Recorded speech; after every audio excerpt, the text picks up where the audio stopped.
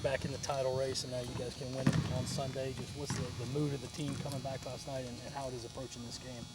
Well, it was great. It was great before the Texas A&M game. Resilient group. I think they wanted to do well.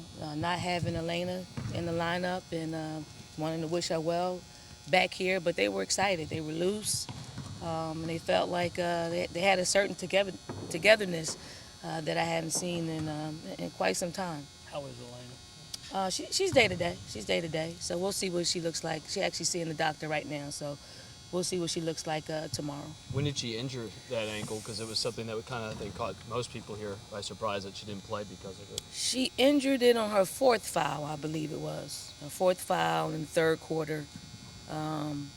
But she continued to play, so we didn't know. We didn't know it actually hurt as bad until after the game.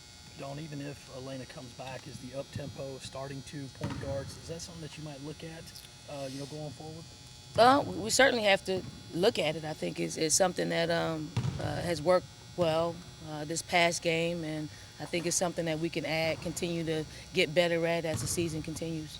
Also, Dawn, just looking at the Kentucky series, it's kind of weird you're going to be playing them for a title when they just did you a monster favor by being State. I was a Big Blue Nation fan last night, but I think it's back on.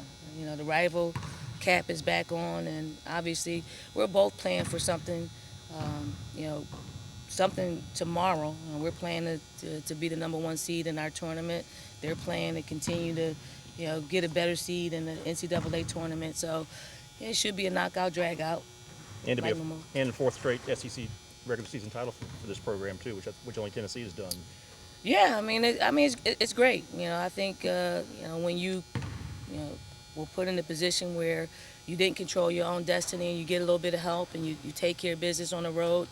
I think it speaks volumes to the resiliency of our basketball team. No one hung their heads. We knew what we had to do, and we needed a little bit of help from somebody else, and we got it. So I think if we hung our heads and not think we could get back in the race, I think it would have bit us in the foot.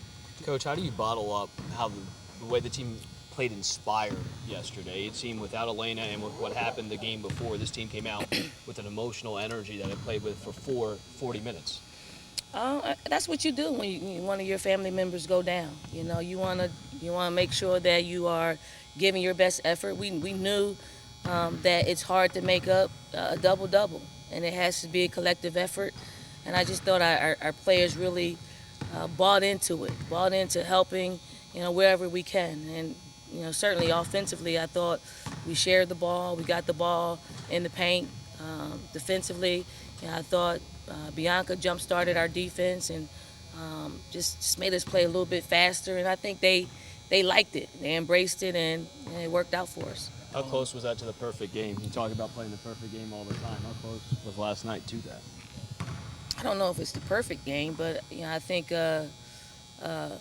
we shot the ball 50%. I don't know how long it's been since we shot the ball 50% from the floor, but I think there was a stretch I don't know what quarter it was, maybe the third quarter, in which we didn't shoot a high percentage. So when you start 50 all the way across the board is when you can start thinking about playing a perfect game. Dawn, Tiffany will be honored on Senior Day. I believe she had the option to come back next year. Just why the change of mind? She's been going through a lot of injury. We want to make sure that Tiff is, when she's in a position to have a family, she can run around and play with her family. So we want to honor her, and a sad day, and honor obviously Elena Coates. And I think it will be a day in which we show appreciation for all what they've done for our program. The Mississippi State game ended after your game had started. Mm-hmm. So when did you find out what had happened, and how do you address that with your team? Well, I wanted to know, if Kentucky won during the game. Mm-hmm. So we found out in the first quarter because we were watching it all the way up until we came out on the floor. We didn't tell the players. Tell the players, what took place. We just wanted them to concentrate on getting the win, and that's what they did. Coach, for the seniors in particular, to be able to have an opportunity to win 4 straight SEC championships, to go out that way, what does that say about that group? I mean, it's incredible. I think that's the legacy as a senior that you want to leave in the program, and both of them are leaving that, and they put us in a place where, um, we're in the history books, and when you're able to, put yourself in the history books, I think you can, we got to take our hats off to them. We got to appreciate the contributions that they've given to our program, both on and off the court, because they're not only great basketball players. They're great people. They give to the community. They give to each other. They've given to this university in more ways than one. But certainly they'll be remembered for, making us one of the best teams in the country.